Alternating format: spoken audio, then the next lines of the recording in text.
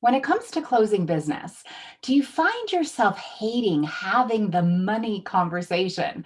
Could your closing rate use a little lift? If you answered yes to either of those questions, then you're going to want to stay and watch today's video because I'm going to be sharing with you my 5 closing sales tips for closing more business in the new workplace. If you are new to this channel, I wanted to personally just take a moment and welcome you. Please make sure to subscribe so you don't miss any more sales tips for driving sales with efficiency and ease. Always be closing.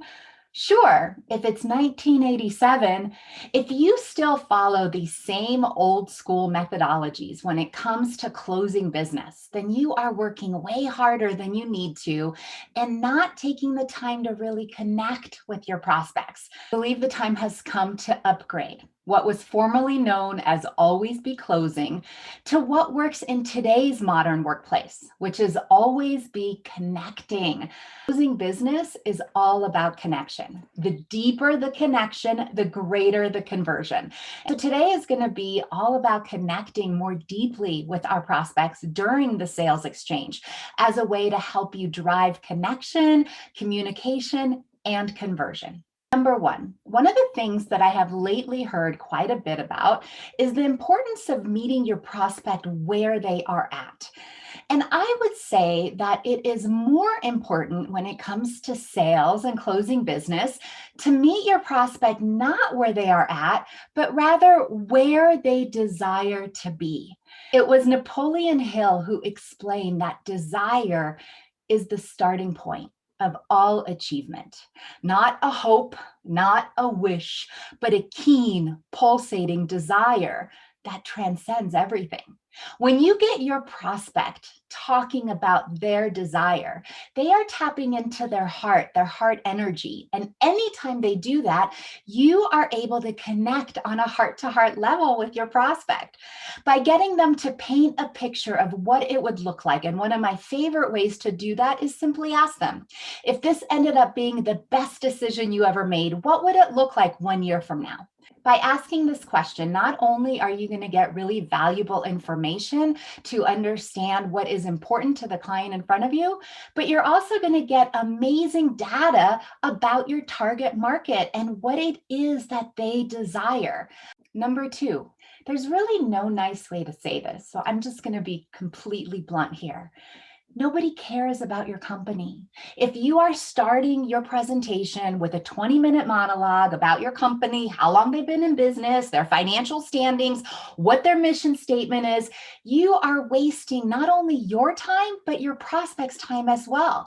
Friends, your prospects don't care about your company. What they care about is what you are going to do for them, how you are going to solve their problem and get them to where they want to go. Shift the focus away from your company and you and onto your prospects and their needs and desires.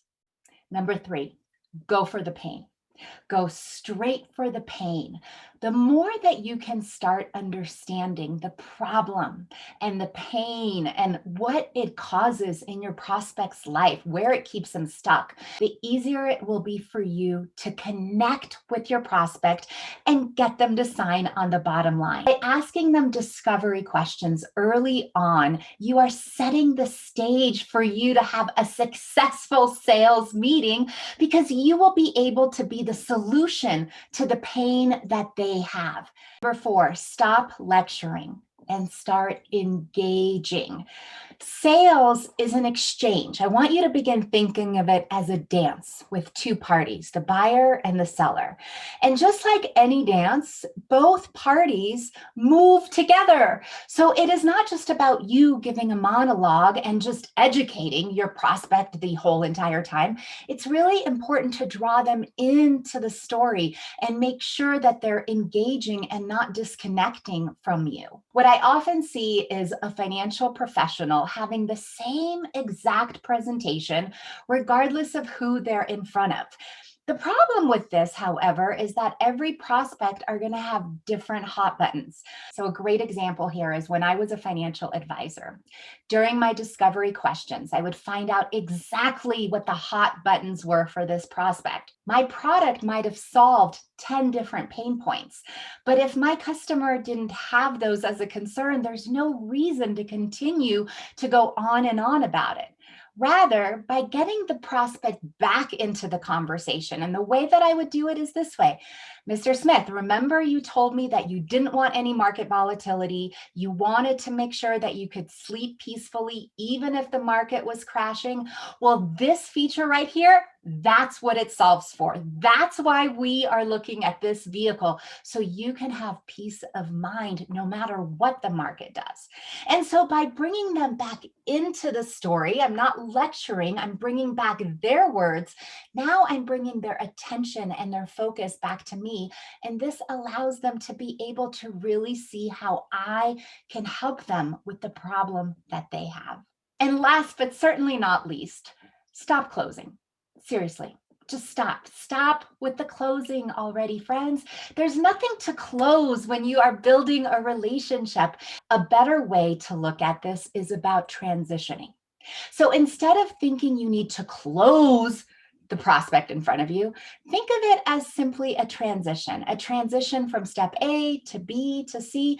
Not everybody is going to be ready to buy from you today, but by transitioning them into your book of business, so they might not be buying today, but you are now able to continue to reach out to that prospect, and maybe they'll be able to buy in 3 months, in 6 months, in 9 months. And so really, when your prospect does sign on the bottom line, that is not where things end. That's a new beginning, because every relationship has the opportunity to give you so many more referrals and more business down the road. And so if you take the closing out of it, not only will you take the pressure off of yourself, but you'll take it off of your prospects as well. Because friends, in the new workplace, it's all about how we feel. And your prospects can feel if you want to hurry up and close them. They can feel your hidden agenda. So forget about the close and just focus on this person in front of you, this one moment in time that you have been given to connect with this person and change the trajectory of their business, of their life, of their finances, just by connecting in the deep. If you enjoyed today's video, make sure you give me a thumbs up and hit the subscribe button, and make sure to hit the bell so you never miss another sales tip for the modern professional. You guys have a great week. I'll see you next week.